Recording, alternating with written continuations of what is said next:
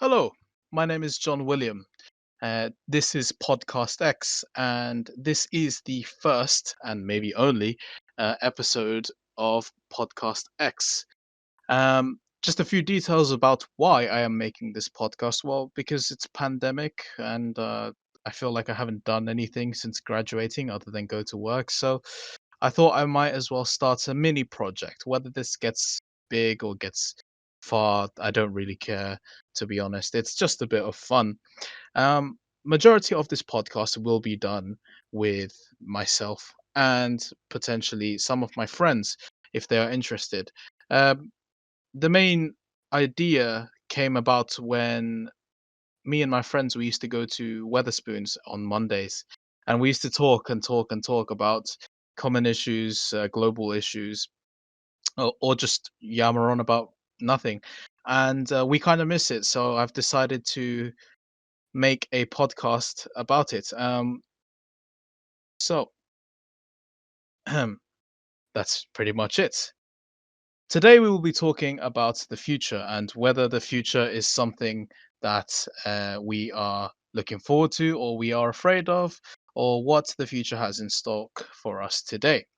Joining me today is one of my good all-time friends from university. We used to talk about this type of rubbish at Weatherspoons, as I have mentioned before. Please introduce yourself. Yes, hello. Yeah, so my name is Alex. As John here has said, I am one of his university friends.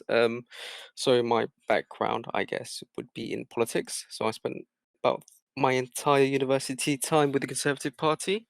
Um, Left them last year, so now I'm just volunteering for a service that we can say provides security. Fantastic. Well, it's nice to hear from you, Alex. How are you doing? You as well, mate. I'm doing all right. Yourself? Yeah, I'm not too bad. I was just explaining why this podcast came into effect. Well, why I created this podcast in the first place. And this may be the only episode, but who knows? And it just brings me back to the times when we used to get the gang and go to Weatherspoons and we just talk rubbish. What do you think?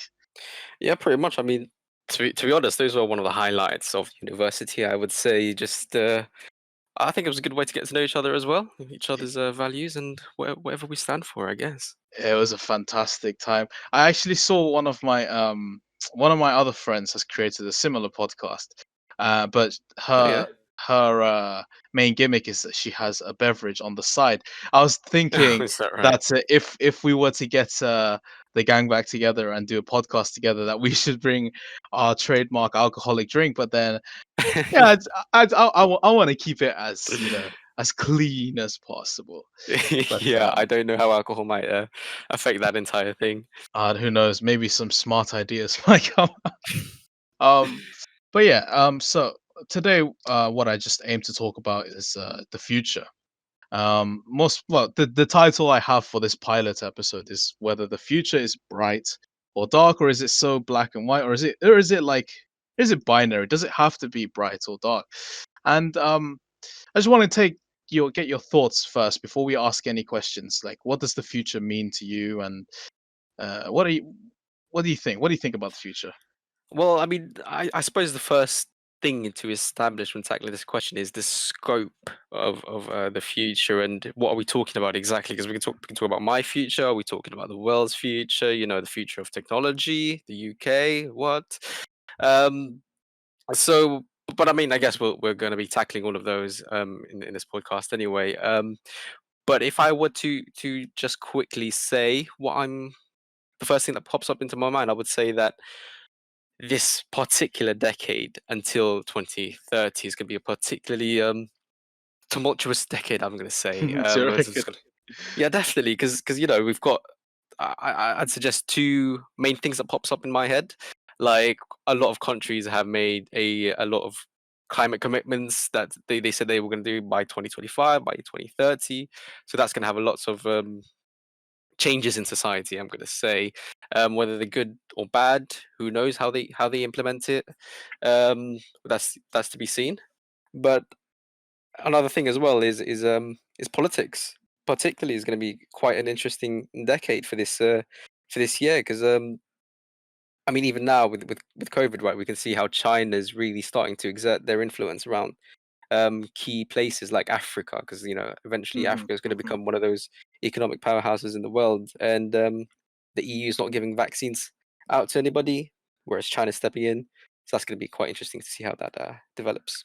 Yeah, that sounds. I mean, okay. So I got a lot of politics there, and I got a lot of uh, COVID and pandemic related things. Now, Everything. it's interestingly, you did say what scope are we looking at, which is a very fair point. So, how about we start off the immediate future, and Okay. obviously we can touch on ourselves. Both of us are planning to be teachers in the future. That's You are something. indeed. Um, I don't know what else do you have planned for your future. I don't really think that far ahead, to be honest. Okay. I think. See, this is where my background politics pops up. I don't even think about myself. I think about the politics of the world. Yeah, that's a Yeah. good one. So, yeah. Well, it is that.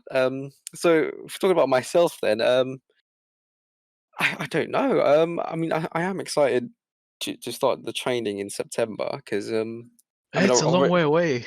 it is, yeah, 8 months from the time we were doing this. But I don't know. I've been reading a lot of stuff that's into teaching because you think you think teaching is just straight up, just standing in front of a group of 30 kids and telling them how earthquakes form and that sort of stuff.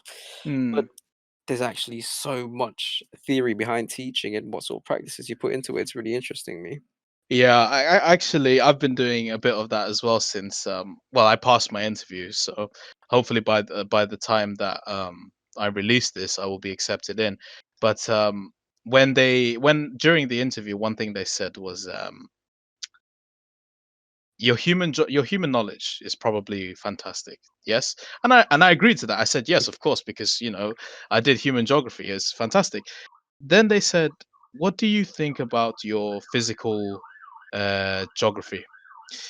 And I said, to be really honest with you, I know a bit of physical geography, and I can catch up, and hopefully, I'll be able to learn all of that by the time September comes. And then they said, we advise that you learn all of geography before you start the teacher training, because it's Mm, incredibly difficult to keep up with your teacher training and learn the course material at the same time. Which honestly, it's very worrying for me because I like to procrastinate a lot. I mean, which student doesn't? But for one, it's very worrying because I thought that they would teach us some of it. But anyway, I'm worried, but not too worried at the same time because I've bought the resources. I'm gonna definitely read up on geography. I have my little sibling to teach and practice on. So that's a good way to do that. yeah, Yeah. so that's the immediate future for us. Now, let's move on to the first serious question. So, because the future is something that it's funny actually. I was going to say the future is something we cannot predict, but is the future something that we can predict, or is it something that we cannot predict? That's well, okay. We can see where the world is sort of heading towards, but how we get there necessarily, I'd suggest it's a bit more complicated than that. I mean, the immediate thing that pops up into my mind right now when you ask me that question is okay, well, going back to sort of well, I don't know. Are you asking about our futures personally, or are you asking about the Well, political of sort of world? course, That's where I'm thinking. I mean, of course, everything is you have to look at everything within a scope, I suppose. But I mean, some things are predictable, some things aren't predictable. I suppose my question was very general. And the reason I was looking at a general scope is because uh there are just things that, man, you just can't predict, and then there are things that are so like predictable. It's annoying because all right, my examples that I was going to look Okay. at, for example, is um did you hear about the stock fiasco a few weeks ago? Yes, yes, I was quite taken into that. I didn't understand what was going on, so I had to I, do my little research. I did not understand any of what was going on. All I understood was that GameStop was supposed to go down, The key word supposed to. It was Mm. supposed to go down, but then a bunch of redditors managed to all group up together and beat the hedge funds. I'm not entirely sure if that's correct, and make the stock go up, which is pretty like hilarious. Like from an outside point of view, without any like knowledge of what stocks does or how it impacts the company and so on, it was pretty hilarious. Like one Mm. party is saying this is meant to go down. No, we're gonna make it go up. It was pretty hilarious, and that to me is an unpredictable future. It we predict well not we sorry certain parties predicted that GameStop stock was meant to go down, and it did for a while, but then the unforeseen uprising was just random. So that's one unforeseen prediction, or something that maybe the future is not so predictable. But then a predictable future, well now it's past, but a predictable future was perhaps something like the second wave. Um, and especially in the United Kingdom, something like the second wave. Okay. Now that one, I remember back in March. I think it's apt that we talk about this now because I remember back in March, we did that lockdown for a while, and that was during the first wave, I believe. And then we came out, and I remember seeing loads of meme pages saying the second wave is coming, the second wave is Oh yes, coming. I remember that. Yeah. Now, I'm not gonna go into it seriously for me because I don't feel like I qualify to to like point nitpick and point out any political issues. Maybe you will because you're in that background. But I remember seeing those and I remember laughing. I do remember laughing at those memes. It's not a funny matter now, but I do remember laughing No, at those no. memes. Yeah. And I was one of those people that didn't actually think a second wave would come up because I would have thought that the campaigns that that the UK ran, like, I mean, it sounds stupid, but campaigns like wash your hands, don't touch your face, 2 meter distance. I would have thought that people genuinely would have taken heed of those warnings, and All right. you know, Y- Yeah. I mean, you talk about the second wave and and how that wasn't sort of predicted. I mean, I guess that's true. I remember how I was thinking certainly back in August when we had that scheme Eat Out to Help Out. I thought, okay, cool, everything's getting back to normal. Nothing's going to happen now. Because even if you look at the graphs, you can see that it really was being stable. So and at the rate that the second wave did go up was so much more. As in, like if you look at the graph, it really shoots up more than it originally did in the beginning of the first wave. So that's mm, taken us by surprise, certainly, because of the speed that it's come with. But at the same time, I sort of think that I'm sure the scientists, they were warning the government about this, and maybe the government didn't take that too much seriously. That's sort of my position on it. The government could have maybe listened more to sort of mitigate that second wave. Because I mean, I think really when you talk about that, there's two camps: people who blame the government, and people who blame the public for the second wave. mm. So it's a really complex matter. Yeah. Yeah. So you know, so the overall question is: the future a predictable thing? Uh, I'm gonna go with I would say it's a 50-50 type thing, whether the future is predictable or not. Because if we rely too much on these predictions and they don't happen, you sort of get to this period where you're like, the reliance is so high, and then when it doesn't go your way, we're screwed. What do we do? So, well, for me at least, on my now looking through the individual scope, uh, planning for the future is something I personally don't do Mm. because I just don't like the fact that it's a 50-50 throw for me. I like to live in the moment with some safety nets underneath me. What about yourself? Yeah, no, well, actually, you've just got me thinking as well, actually, because in terms of planning the future, I mean, we as individuals planning our futures, and predicting our futures, I think that's a bit more difficult to do at an Mm, individual level. But if we're talking about, let's say, at a higher level, like the government, they can sort of do that better because if they're looking at big pictures, right? They're looking mm, at individual people and their circumstances. Because if you look at things at a bigger picture, you can see trends and whatnot, and so you can sort of do predicting on that. But me as an individual, what my future is going to look like, I don't know, in the next 5 years, I don't know. I mean, even as teachers, right? We're getting, like you said, we're gonna start our teacher training. The retention rates for teachers, about half of them leave the job after 5 years. So after That 5 years, I don't know. Am I still going to be in the job? I don't know. So how's that going to work? that's That's that's definitely something I want to look into. Perhaps yeah. maybe in future episodes or perhaps later on. But the retention rates is something that does worry me slightly. Like, Mm. why are so many teachers leaving? But anyway, now let's move on to a slight happier mood.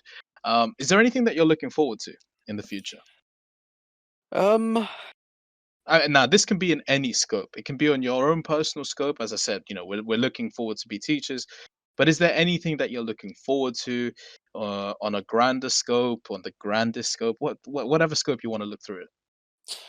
Well, I mean, I think the main thing right now that sort of my life is centered around is the teaching stuff. I mean, Fair enough. so you could say that that's what I'm really excited about to get into this September and see how that really all plays out.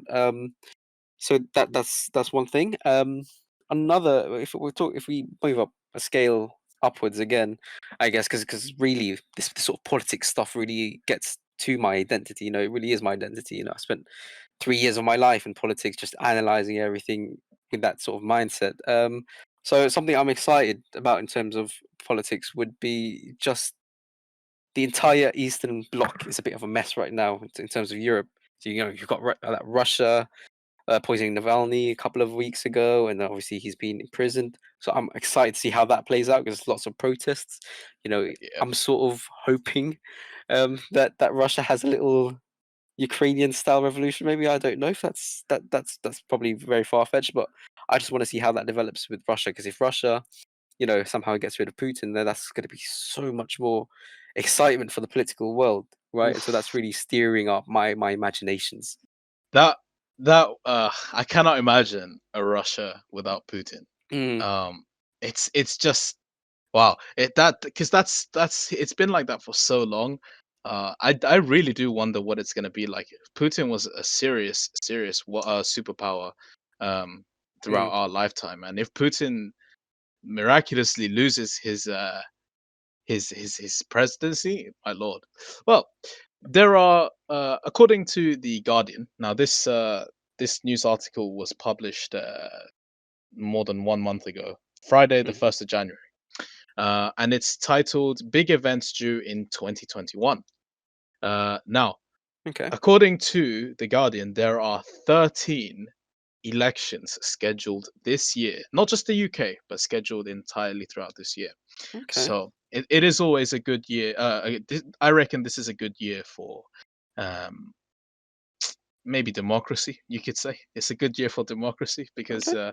there are people going to exercise their democratic right to pick certain leaders and pick certain policies. So that's definitely something to look forward to. Um, in terms of something that I would say we should look forward to is the health technology. Mm, Technologies based in health. I think that's something that I'm personally looking forward to. Maybe it was like maybe 10, 30 years ago that if you had an unfortunate accident and a body part had to be amputated, you could get a prosthetic, but it wasn't a prosthetic that could move around. But now on especially on social media, more so on social media, I'm seeing a lot of robotic hands no, being that's true. used by amputees. A lot of robotic hands. Now, it used to be that these robotic hands had very limited functions. You could extend one way and extend the other way. But now I'm looking at bionic arms, for example, and bionic hands that you can control every individual finger with your brain. Now that's Oh, something I'm definitely looking forward to because something that I am deathly afraid of is death. Um, I should hope so. and Yeah. maybe in another episode we'll talk about this, but I do not want to ever die. I would prefer to be immortal, um, Okay. and never die, because death is final, life is infinite. So that's just me anyway. That's something I'm looking forward to. Something like biotechnology. Is there anything other than politics that you're looking forward to? Well, I am glad that you brought up technology actually, because thinking about this question, well, that was one of the main things that popped up. Um, I hadn't considered health technology, but the sort of the main thing that I was thinking about was again this entire thing to do with climate change and sort of how technology around that um, might fit. Because like I said, the world has made a lot of commitments. But by 2030, they're going to do this, this, and that. So, for example, in the UK, right, the government announced by 2030 they're going to ban sales of new petrol and diesel cars. Right, Mm, so we're clearly moving towards a more electric based cars, right? But but does the UK really have the infrastructure for that? Because I've seen sort of places around the world where they've started to integrate or sort of these ideas integrating electric so these roads that can sort of charge your cars electrically as you're going through them. Now that technology hasn't been implemented anywhere yet, I don't think. But they're sort of thinking about these crazy new ideas like that. So I think over the next again 10 years again, we're gonna have more of those crazy ideas, and then maybe we might even see a couple of those starting to become implemented. So I think yeah, that's something to watch out for. like a move towards a more sustainable future. Um, it's Yeah. funny. We used to learn so much of that in high school and part in uni as well. A more Mhm. sustainable future, a more quote unquote greener future. Um, Whether that's possible, I'm not entirely sure. Whether we have the resources to do that, I'm not entirely sure. But I mean, there is no harm in hoping for a much greener future.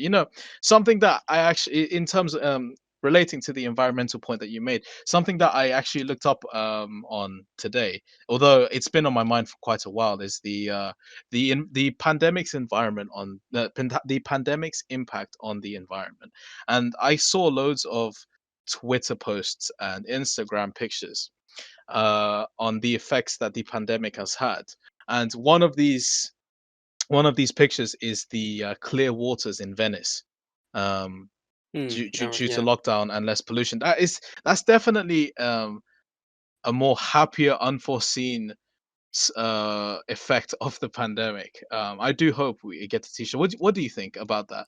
Um, about the greener environment or the more like cleaner environment due to the halt of most industry and during the pandemic? No, definitely, I agree with you. It has been a good thing to see those sort of or those green outcomes because of the pandemic, but it's important to recognize that that's just a small full stop, right? Yeah. When we come out of the pandemic, everything is going to get back to normal.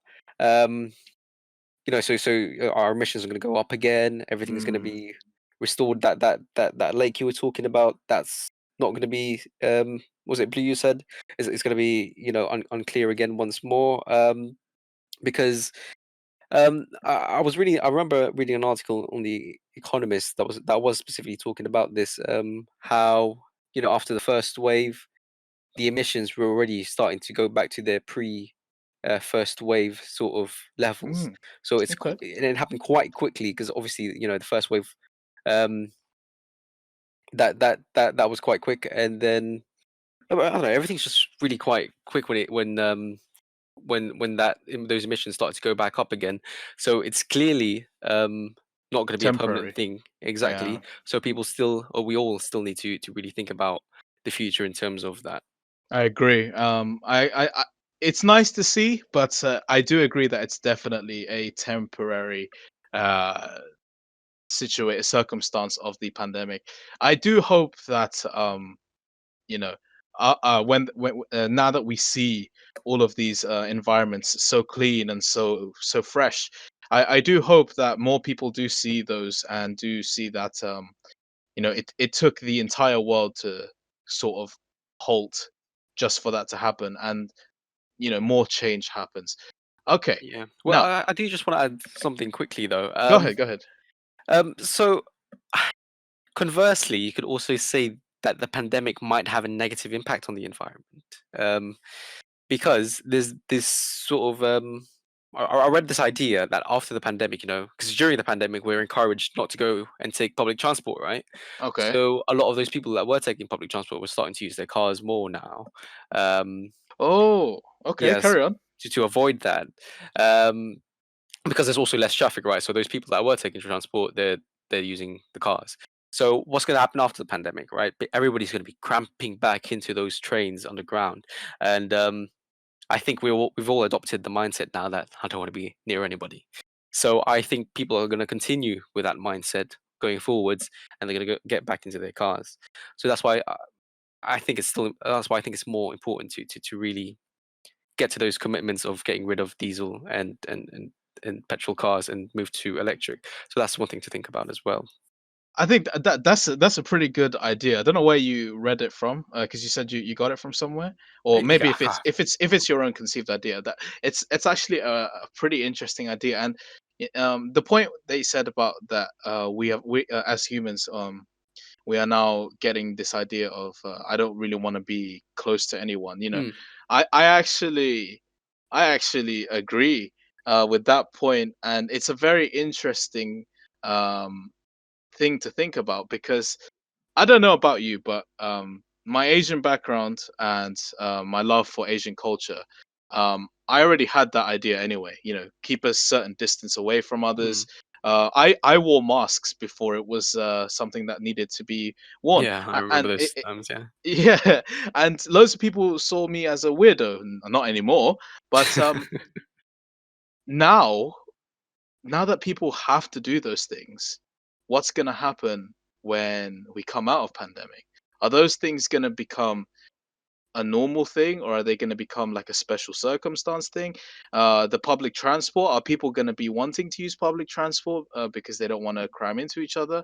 And as you said, that could just potentially lead to more people buying their own cars or carpooling, or you know uh, potentially causing more traffic and more pollution because there are more cars on the road. That's definitely something interesting that we definitely do have to think about. Actually, that's a really good one. Yeah, yeah. That's a really good one.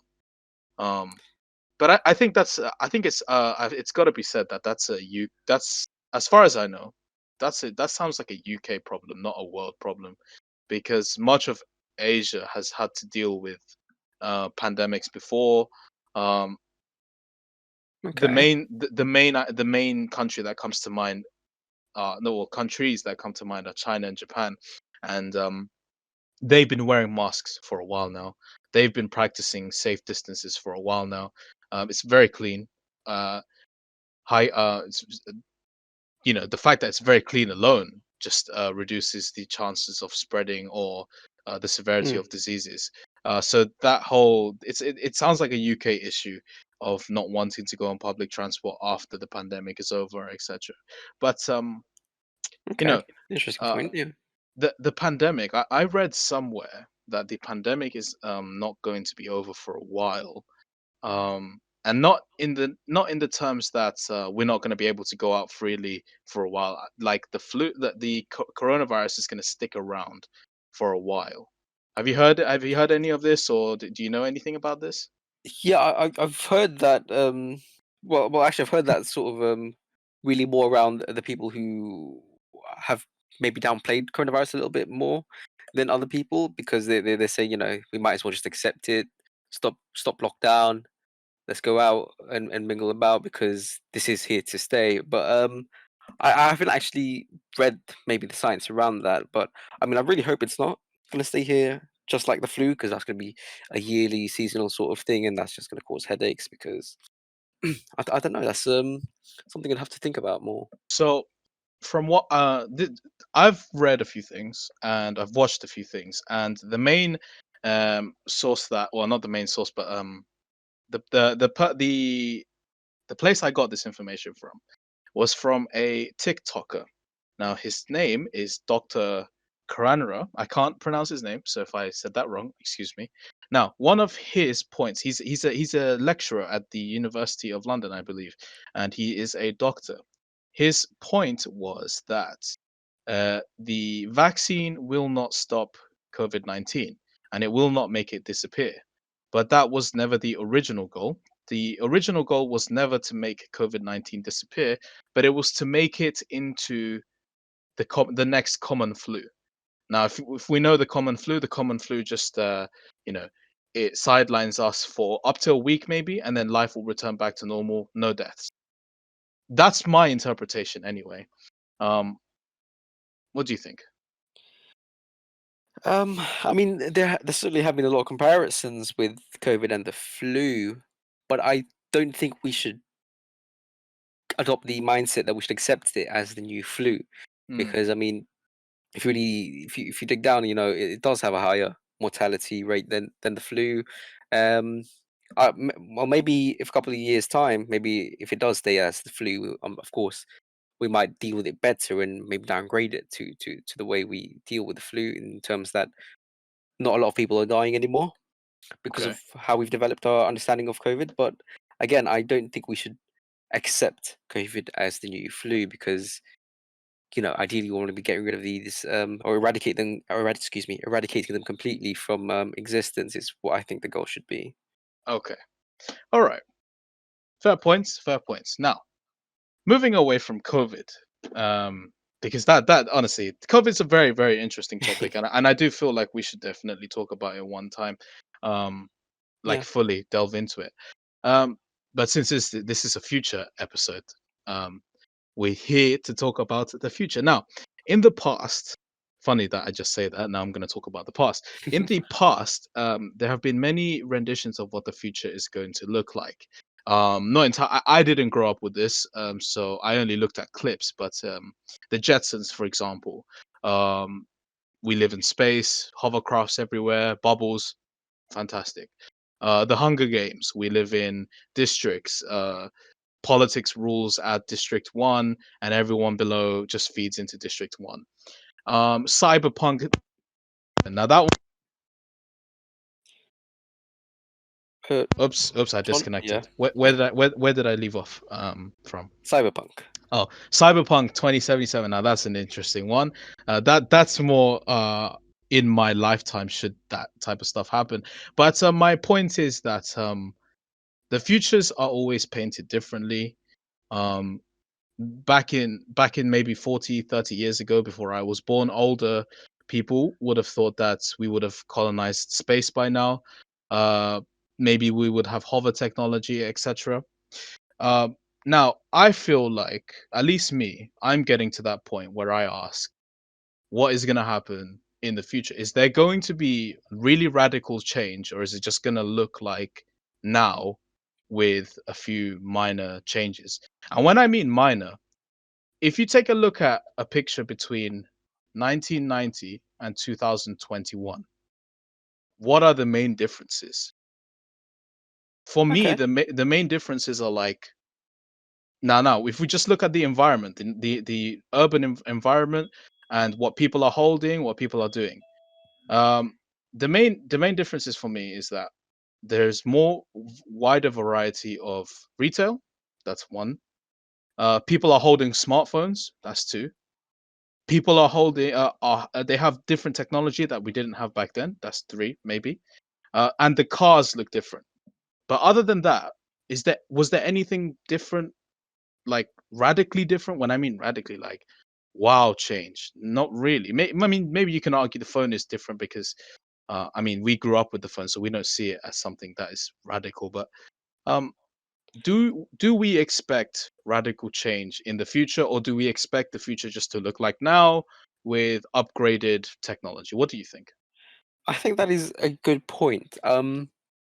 Because you're right. I mean, architecturally, in terms of the Nothing. buildings have stayed the same. Exactly. Because I mean, well, I think the main reason for that is just it'd be too expensive to replace all the buildings in the world.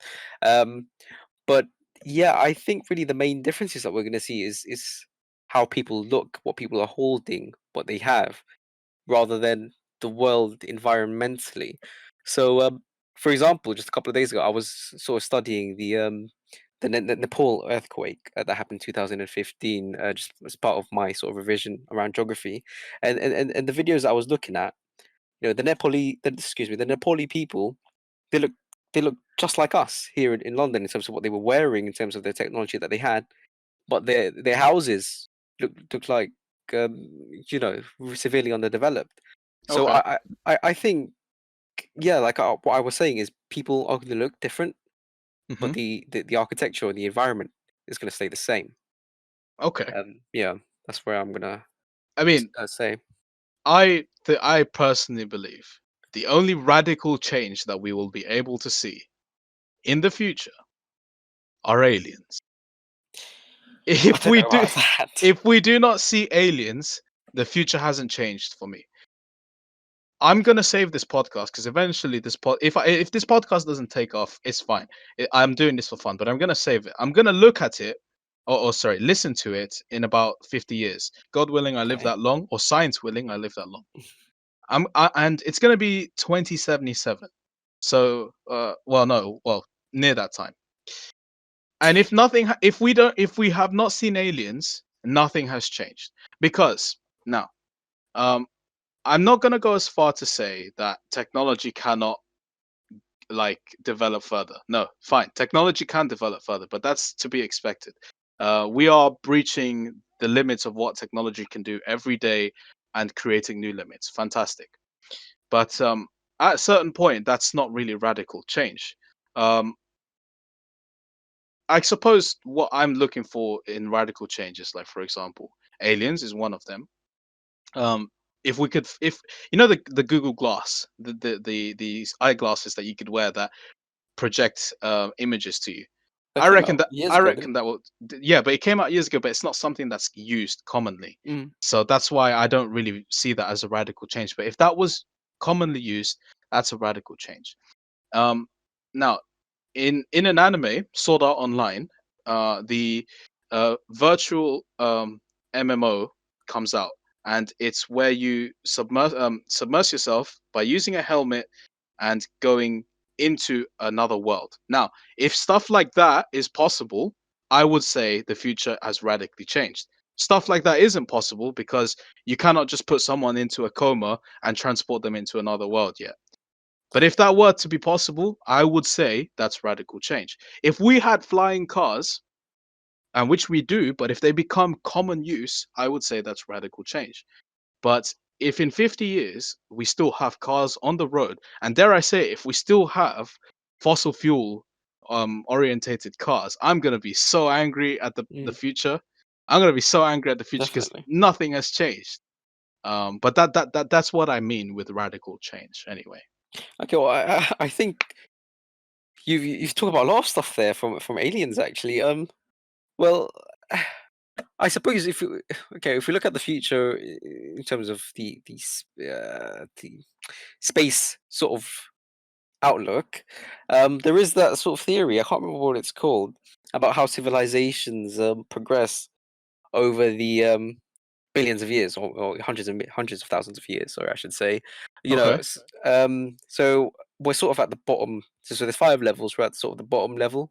Oh Um, yes, yes. you know what I'm talking about? Yeah. I know which one. The one where the first level, which is us, are the beings that can only sustain themselves Yeah. with resources on their planet, right? Yeah, yeah, exactly. And then how we start to go um sort of colonize our solar system and then the galaxy and then multiple galaxies, Yeah, yeah, and then how we harness the sun, then multiple suns and that sort of stuff. yeah. So I think if we look at it through that way, technology is limitless, in my opinion. Mm, I think I might even go as far as to say technology would be part of our revolution or any living mm. thing's evolution. But I think technology has a very bright future. It's just a matter of making sure technology isn't used in a bad way. So it's about regulating that Yeah, technology. yeah, yeah, That yeah. depends. I Yeah. agree with you there. So I agree with you there with making sure that technology isn't used in a bad way. It's a good point. Y- Yeah, because that really determines whether or not the future is bright or dark. Because technology advancement itself is a very good thing. Um, but yeah, even using a Sword Art Online thing, that's being able to enter a game by just putting the headset on and whatnot. Very Mm. very good.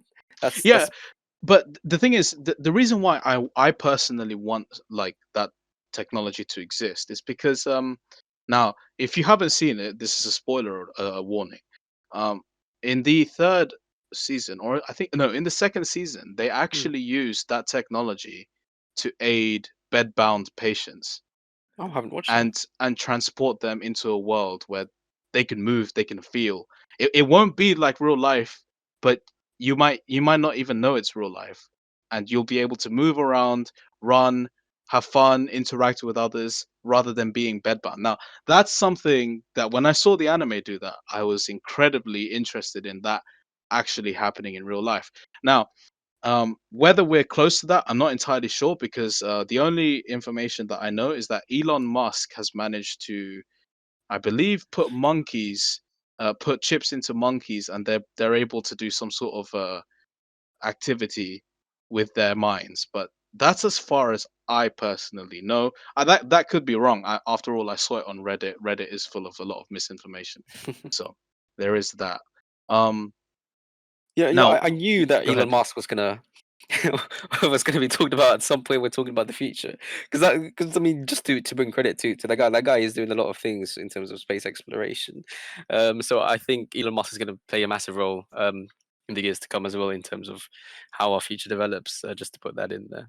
He's the one behind the mission to Mars, isn't he? The one Yes. that wants to colonize Mars. That's again, if that happens, I will say that the future has radically changed. That our future is way more radical than what I predicted it to be. If that doesn't happen, nothing much has changed, and we're basically limited, but from limited to what man can do. But I am an optimist, and I believe that man can transcend the skies and go into the stars. That's me personally. If that doesn't happen, I'll be extremely angry. Now, Well, go ahead. I want to add because that's a really interesting point about man not being able to transcend certain things. Because I remember I've read this theory. You know how dogs can only understand up to a certain point of things, right? You know, Okay. you can understand how to sit, stand, walk, stop, and whatever. Okay. What if that is humans as well? We can only understand up to a certain point, and All there will right. be that point where we can't understand anymore. So maybe is that when technology comes in? To sort of replace us so that they can understand that point. I don't know. I don't know. That's what I think about sometimes as well. Is if technology really will be what comes after us when we're gone, and that stays there for a very long time. See, that's why I don't want to die, man. I want to see what happens. I legit want to. I want to see what the generations after us do. Because we can see that what the generations before us did, and we're seeing what we're doing now. But what are the generations after us going to do with what we give them? The technology that we have, what are they going to do with it? Now, before I went to uni and became a geographer, first of all I went to Leeds to do languages. But before that, I was more interested in the oceans and how this 10% of the oceans have been explored. I don't know whether that is an outdated fact and that needs to be changed, but that's something that really needs more attention as well. Now, if in the future we discover things that um, we thought never existed, mermaids, if that happens, then I would say the future is radical. I mean, it's funny because mermaid. If I say mermaids, everyone laughs. I would laugh as well. But there is a prevailing, no, not prevailing. There is a theory that at some point, an upright ape, instead of going towards land, went back into the water. It's called the aquatic ape hypothesis or theory. Now, that is something that I definitely want either proven or disproven. Either way, if it's in bed, no one can say anything else. Now, if we do discover aliens underneath the water, aka mermaids, that would be incredible. I mean, that would be incredible. Now, just indulge me here. We'll do a bit of a Alice in Wonderland exercise. Okay. Could you imagine if another underwater if no, not another, if an underwater civilization existed right underneath our feet? Could you imagine the outrage that would happen? All these missing submarines, all these missing planes. There's an explanation.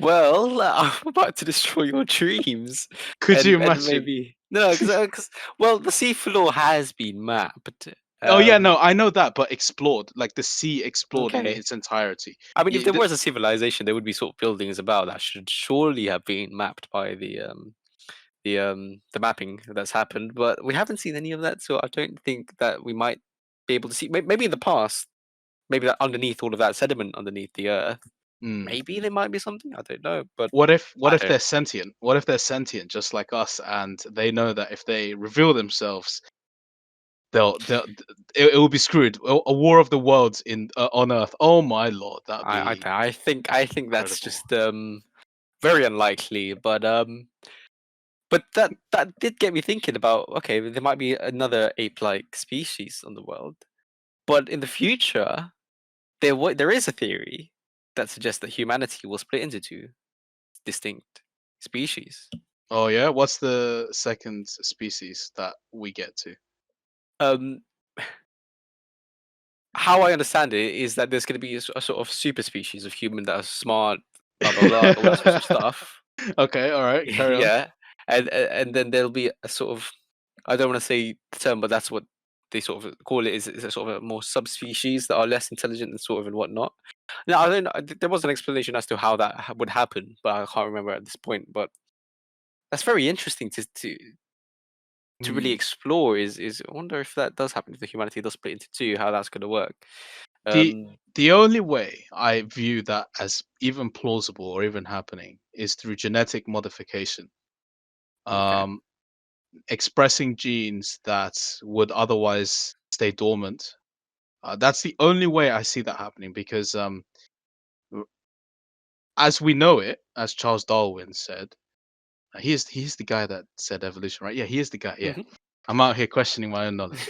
He did say, along with his works, the theory of evolution takes time, takes quite a bit of time, and we do not have enough time to see. Oh, when I say we do not have enough time, I mean in our lifetimes. I do not think we will see evolution happen in front of us with regards to humans, um, because we're just so complex. It wouldn't be possible to see it. Now, if we were immortal and we just stood at the top of Rio de Janeiro and just observed humans, we would definitely see everyone evolve over time. If we just fast forwarded, we would see evolution happen, which is pretty cool. But the Hmm. only way I see two human species like an alpha human and a beta human ever happening is through genetic modification.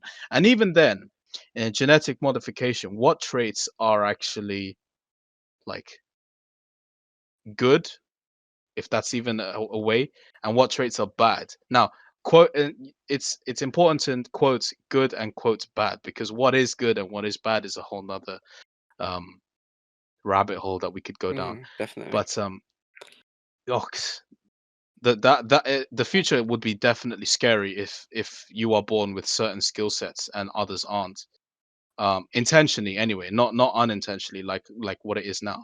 Like, imagine if your child was born with um the ability to use 100% of their brain, and your next door neighbor's child is only born with 10%, and it was an intentional um thing. That would be scary, because then there would be a class, there'd be class warfare all over again, Hmm. and a whole new level of racism. Well, you could say, yeah, I can see that happening.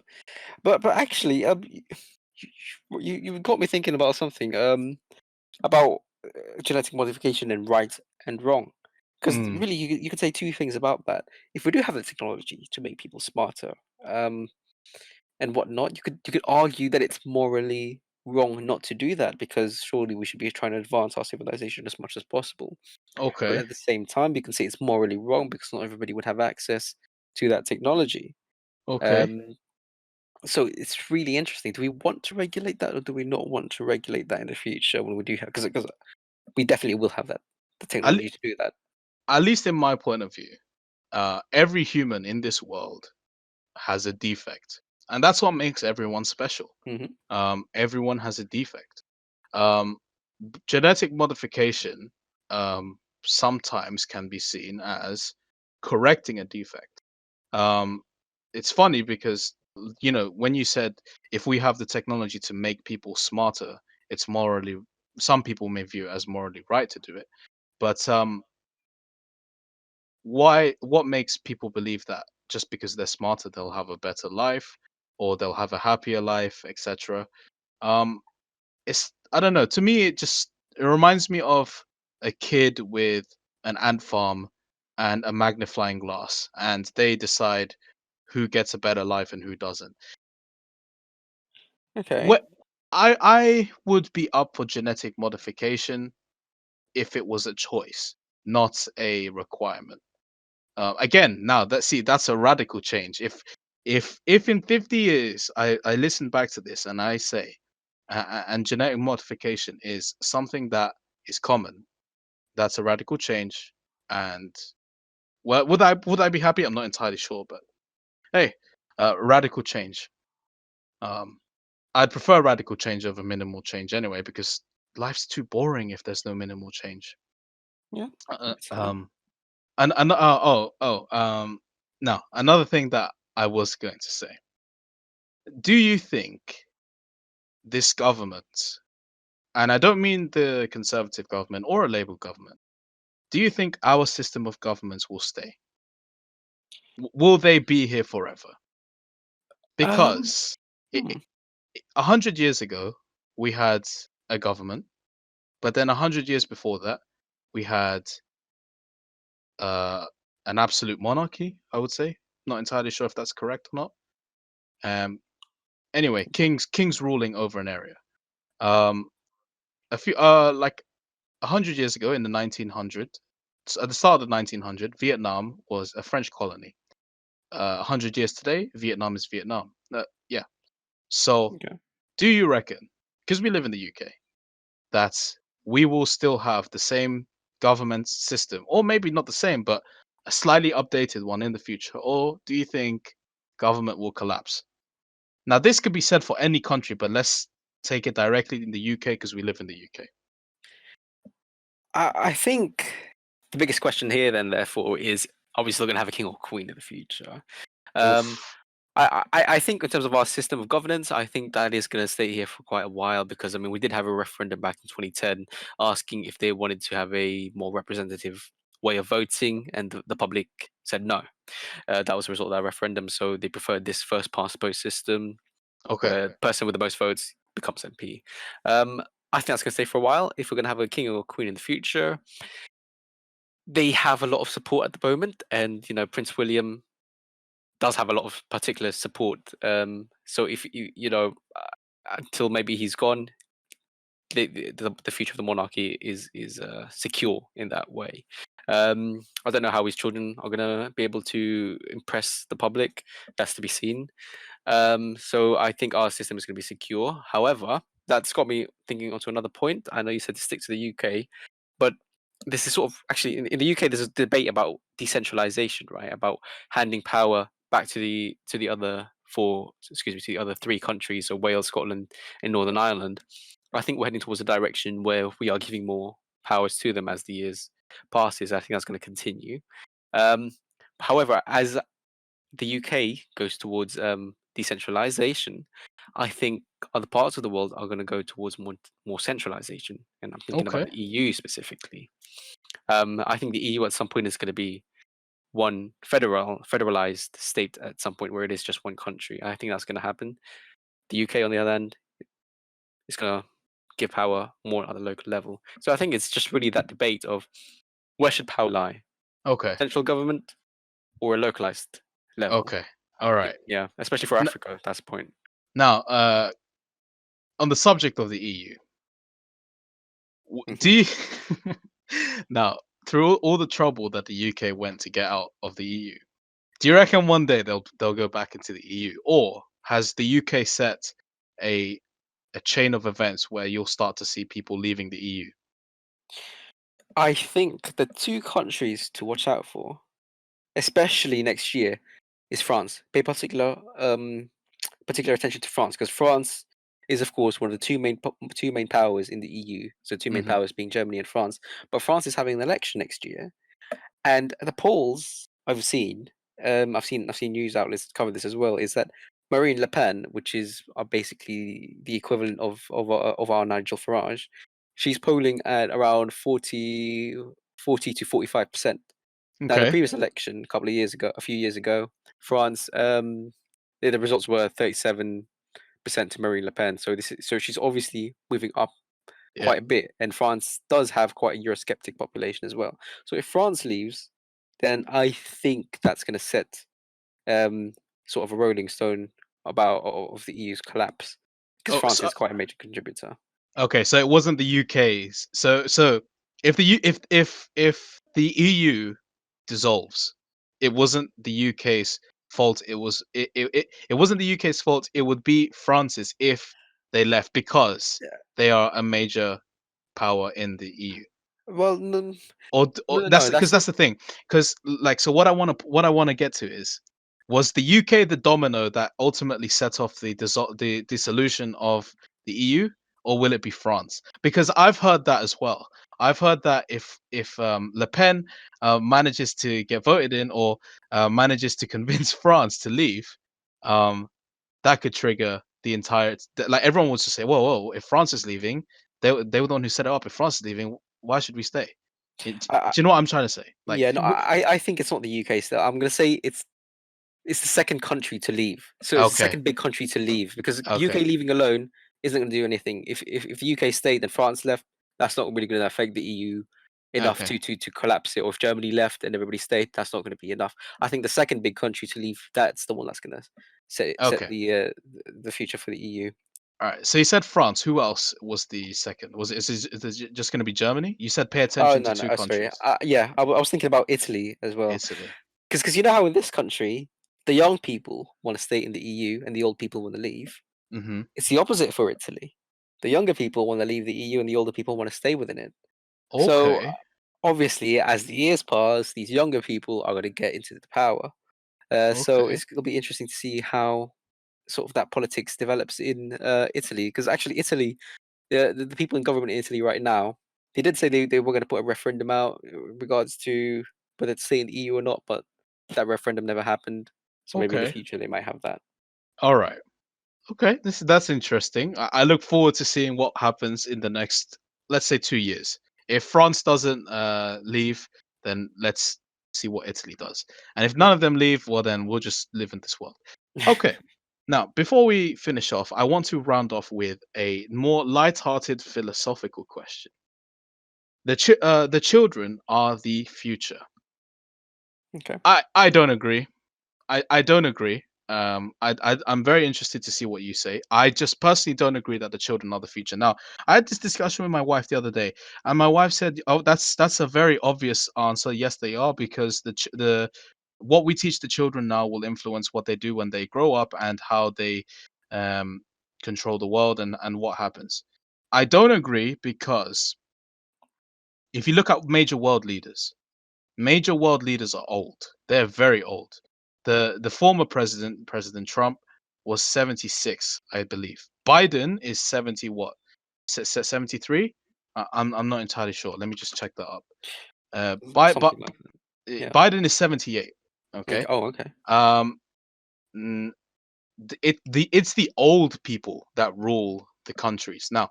Of course, they can't, it's not dictatorship. They can't, they can't say, oh, this is going to happen for sure. They have to consult, and they have to make sure that they get majority votes on the party. I've extremely diluted the political process, excuse me, I apologize, but that's what happens in majority places. They have to get approval first before they do something. But it's the old people that run the countries. Now, yes, the children are the future to an extent, but are they really the future? In my opinion, no, because um, if I have a child, that child will not determine its own future. I will, and if I and I will get into power at like maybe 70, he'll be like 40, 30, and I've just decided his entire life for him. And that is exactly what's happening to us. The people in power are extremely older than us. Extremely older than us. So, back to my question: are children the future? No. Me personally, no. What do you think? The immediate future will be us then, our generation. Yes, the Um, immediate future is us.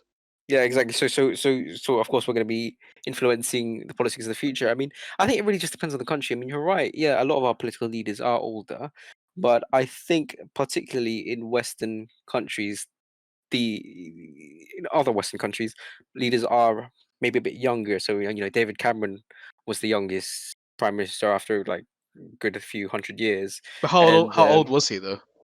I believe he was 37, something That's like that. Now see, that's pretty amazing. 37, Mm. that's a good achievement because that's within our lifetime. No, He would he, exactly. Yeah. but when there's presidents that are like born way before our lifetimes, like Biden was born in 1942. He would have known so much during his time, but right now he doesn't know much about our time. It The reason why my main argument, my main war charge as to why the children aren't our future is because do you remember a few years ago when Mark Zuckerberg was on trial for something to do with Facebook Okay. Yeah. and Yeah. senators were hounding him with really Oh, right. Yeah. dumbass Hmm. questions, Hmm. really dumbass questions, and they are the ones in power. They are the ones who decide policies and so on. But How they are not young, and they do not know our system and so on. But yet they are the ones in power. I'm gonna say I'm gonna contradict that and say, look at the EU though. The Okay. EU have honestly one of the best, in my opinion, protections for privacy. Certainly in the entire world, anyway, compared to the US particularly.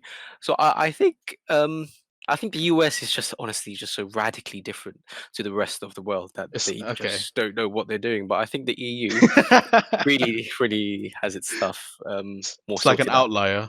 Yeah, exactly. I mean, the US is its own thing. I mean, we can have an entire debate about them. Okay. Ah, yeah. Okay. So to round off, if you had a child tomorrow, is that Mhm. child the future, or is it destined to live a future that we will decide for it? Their future will be decided by us, but then their Yep. children will be decided by them. Which And is that's why, it. which Yeah. is why I don't. That's why I personally say children are not the future I because mean, they we decide eventually their will be future. the future. The future of their children, not their future. Yeah, so in that sense, they are still kind of the future, though. In that sense, okay, I suppose. I suppose. Okay. Well, th- we've talked about quite a bit today. We've went all the way from aliens and Mhm. mermaids to COVID and children. That's the first and hopefully not the only episode of Podcast X. Um, is there anything left on the table which you'd wish to talk about, which to share, that you maybe didn't get a chance to, or maybe that I segue too fast onto? No, I can't think of anything at the moment, but yeah, I think we've had quite a diverse range of topics talked about today, and really hope these continue. Fantastic. Well, so closing remarks on the future. Give me your closing remarks on the future. Well, closing remarks would be Is the to future pay. bright or dark? What do you think? What are your closing remarks? I think technologically, the future is bright. Politically, the future is uncertain. Oh, that doesn't sound good. For me, I'm gonna say the future looks interesting. It definitely looks interesting. In whatever scope you look at it, it definitely looks interesting. It's not gonna be boring. And then again, boring doesn't really exist because if nothing happens, again, that's also interesting. Um, Whether the future is good or bad is up to us. Question mark. I'm not entirely sure, but the future is gonna be fun. It's gonna be interesting. Um, I look forward to the technological advancements. If nothing changes, I'm gonna be so mad. I'm gonna be so mad. But yeah, thank you very much, Alex, for joining me today. Um, Yeah, thank you as well. hopefully we can do way more of this in the future, and we can get the rest of our old members back once they are free. Um, Definitely. Yeah, definitely. Thank you very much for listening to this podcast. If you have any comments at all, please make sure to comment down on the sites that this is uploaded on. So far, I've planned to upload this on SoundCloud and YouTube. So, yes, if you want to join in, there will be a link to join the server that we host all our talks on. And if you want to have any say, be more than glad. We will definitely take it up and we will definitely look at it. Thank you very much for your time, everyone.